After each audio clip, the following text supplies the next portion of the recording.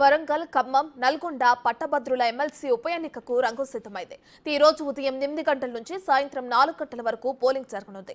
Polling కోసం అధికారులు అన్ని ఏర్పాట్లు పూర్తి చేశారు. బీఆర్ఎస్ ఎమ్మెల్యేగా ఎన్నికైన పల్లా రాజేశ్వర్ రెడ్డి రాజీనామాతో అక్కడ ఉప ఎన్నిక జరుగుతుంది.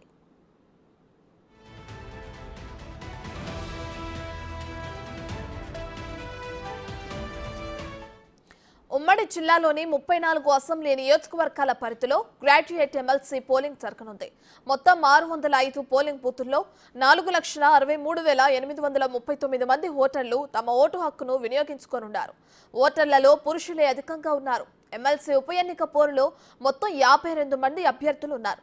అయితే కాంగ్రెస్ నుంచి తీన్మార్ మల్లన్న, బీఆర్ఎస్ నుంచి రాకేష్ రెడ్డి, బీజేపీ నుంచి ప్రేమేందర్ రెడ్డి మధ్య త్రిముఖ పోటీ ఉండనుంది.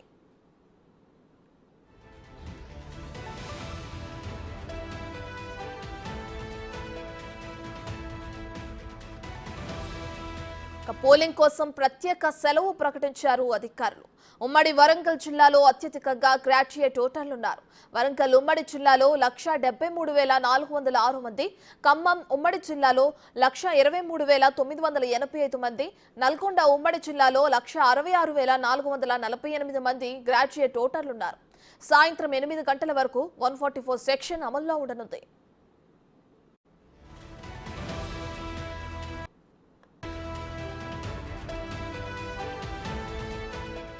ప్రధాన పార్టీలన్నీ ఈ ఉప ఎన్నికకు ప్రతిష్టాత్మకంగా తీసుకున్నాయి. లోక్సభ ఎన్నికలతో పోలిస్తే ఈ ఎన్నికకే ప్రధాన పార్టీలు క్షేత్రస్థాయిలో విస్తృత ప్రచారం నిర్వహించాయి.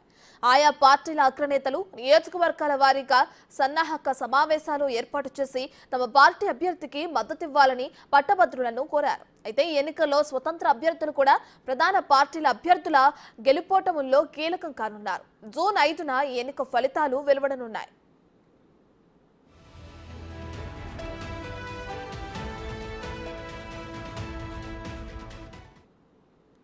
పౌర